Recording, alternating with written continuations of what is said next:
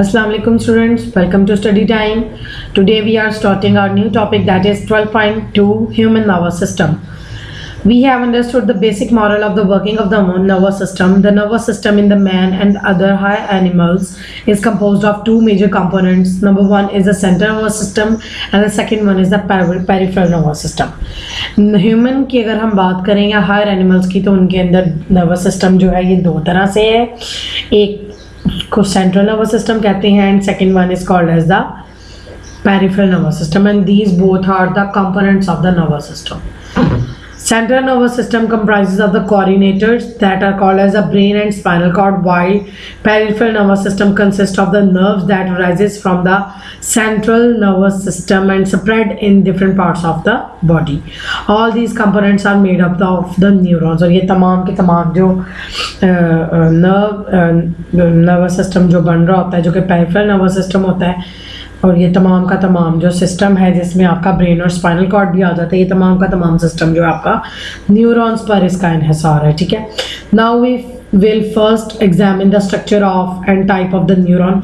उससे पहले, क्योंकि आप ये बात जानते हैं कि क्या है कि तमाम ब्रेन और स्पाइनल कॉर्ड, इसके अलावा सेंट्रल नर्वस सिस्टम और पेरिफेरल नर्वस सिस्टम दोनों किसके ऊपर इन्हिसार करते हैं, ऑन द न्यूरॉन्स. जिसकी वजह से हमें क्या होना चाहिए कि हमें पहले पता होना चाहिए कि न्यूरॉन जो है इसका स्ट्रक्चर क्या है या न्यूरॉन किस तरह की होती है.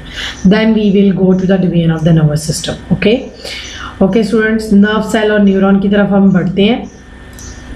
सबसे पहले देखते हैं नर्व सेल. नर्व सेल और neuron is the unit of the nervous system.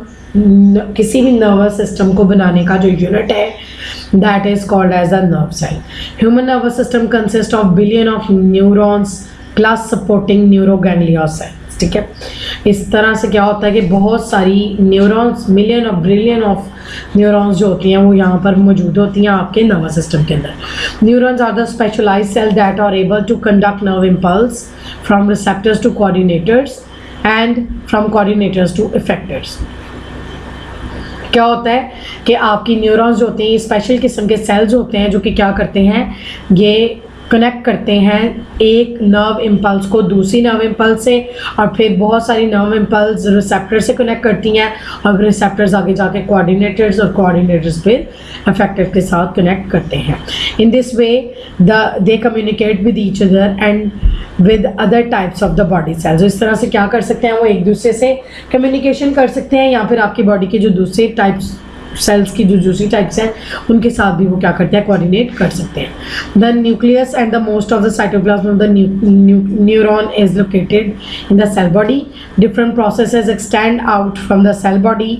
These are dendrites and axons. Dendrites conduct impulses toward the cell body and axon conduct the nerve impulse away from the cell body. जी student, तो हम बात कर रहे थे nerve cell के structure के बारे में. ठीक है, अभी हम इसकी डायग्राम को देखते हैं और फिर आपको इसके बारे में बताते हैं. जी, सबसे पहले नर्व सेल की डायग्राम को देखें स्टूडेंट्स. नर्व सेल की डायग्राम में ये जो आपको ऊपर वाला हिस्सा नज़र आ रहा है, ये वाला portion, this is called as a cell body. इसके अंदर सेल का साइटोप्लाज्म और उसका न्यूक्लियस और उसका लिक्विड मटेरियल जितना भी है वो इसके अंदर मौजूद होता है. ठीक है, इसके बाद सेल बॉडी के बाद एक और इसका पोर्शन है, that is called as axon. Axon जो है इसके ऊपर माइलिनेटेड शीट और सेल्स होते हैं कुछ. ठीक है, और ये नोड्स होती हैं इसकी, दो पॉइंट्स जहाँ पर आपस में माइलिनेटेड शीट जो होती है उसके टिप्स होती हैं, उसके नोड्स होती हैं जिनको नोड्स ऑफ रेनवियर कहते हैं. ठीक है, इसके बाद नीचे आए तो श्लीडन एंड श्वान सेल्स हैं, श्वान सेल्स हैं यहाँ पर. ठीक है, और फिर नीचे आए अगर हम, तो नीचे आके आपको पता चलेगा कि ये इसकी जो है वो एक्सॉन के टर्मिनल्स हैं नीचे. ठीक, उसके बाद स्टूडेंट्स आपको एक बात बताते चलें. यहाँ पर आप देख सकते हैं कि नर्व सेल के अंदर नर्व इम्पल्स मूव कैसे करती है. हर नर्व सेल जो है by the help of these dendrites nerve impulse आती है, और ये जो इसका एक्सॉन का टर्मिनल है पूरा इधर से होती हुई इसके जो नीचे लास्ट पर जाकर ये आपको पोर्शन नज़र आ रहा है जो यहाँ पर पहुँचती है. और फिर इसके बाद ये जो इसका ये नीचे वाला जो बेस है ये नेक्स्ट न्यूरॉन की सेल बॉडी के साथ अटैच होता है, डेंड्राइट्स के साथ अटैच होता है, और इस तरह से one by one nerve impulse जो होती है वो एक जगह से दूसरी जगह एक नर्व से मैसेज इम्पल्स की फॉर्म में दूसरी इम्पल्स में चलता हुआ चला जाता है। श्वान सेल्स जो हैं ये स्पेशल किस्म के न्यूरोगंग्लिया सेल्स हैं जो कि लोकेट करते हैं at the regular intervals around the axon. In some neuron Schwann cells secrete a fatty layer जिसको माइलिनेटेड शीट कहते हैं। मैंने आपके सामने पहले भी जिक्र किया कि श्वान सेल्स जो हैं ये ऊपर आके इनको आपको नज़र आएगा कि इसके ऊपर माइलिन शीट है, और माइलिन शीट एक्चुअली क्या होती है, एक फैटी लेयर होती है श्वान सेल्स के ऊपर, ठीक है, और ओवर द एक्सॉन्स के ऊपर, ठीक। Between the areas of the myelin on the axon there are the non myelinated points, ठीक है। जैसे मैंने पहले आपको बताया था कि कुछ नोड्स होते हैं आफ्टर सम इंटरवल्स, और ये जो नोड्स होते हैं इनको नोड्स ऑफ रेनबियर कहते हैं। ये वो पॉइंट है जहाँ पर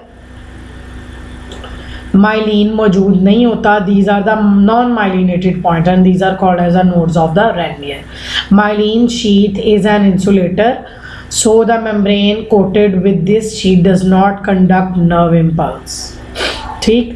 माइलिन शीट जो है एक इंसुलेटर के तौर पर काम करती है।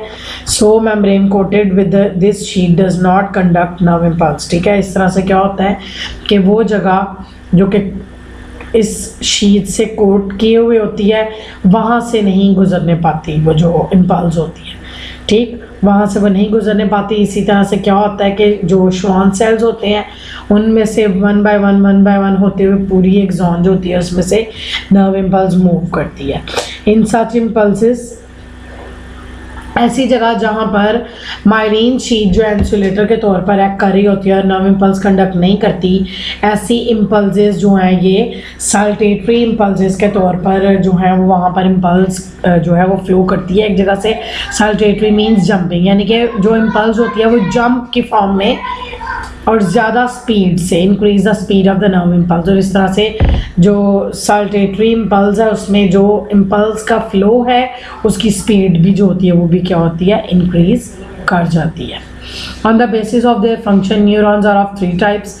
न्यूरॉन्स को उनके फंक्शन के बेस पर 3 तरह की उनकी किस्में हैं। सेंसरी न्यूरॉन्स, सेंसरी न्यूरॉन्स ऐसी न्यूरॉन्स हैं जो इंफॉर्मेशन को क्या करती हैं, कंडक्ट करती हैं from receptors towards the central nervous system. Sensory neurons have 1 dendrite and 1 axon. ये जो अभी हमने आपके सामने पढ़ी है एग्जांपल है जो आपके सामने मैंने अभी ऊपर आपको डायग्राम में न्यूरॉन दिखाई थी, ये एक सेंसरी न्यूरॉन की डायग्राम थी, ठीक है। उसके बाद इंटर न्यूरॉन्स जो हैं ये ब्रेन से स्पाइनल कॉर्ड की तरफ, और ये क्या करती हैं, रिसीव करती हैं, इंटरप्रेट करती हैं information को receive information and interpret them and stimulate motor neurons. They have many dendrites and axons। और ये ऐसी न्यूरॉन्स हैं जिनके बहुत सारे डेंड्राइट्स और बहुत सारे एक्सॉन्स हैं। ये आपके सामने एक इंटर न्यूरॉन की आपको एग्जांपल जो है वो यहाँ पे दिखाई गई है, ठीक है। उसके बाद नेक्स्ट हम आते हैं आपकी 3rd टाइप ऑफ न्यूरॉन की तरफ, and that 3rd type of neuron is called as a motor neuron. Motor neuron are the neuron that carry informations from interneurons to muscles or glands जो कि आपके effectors हैं।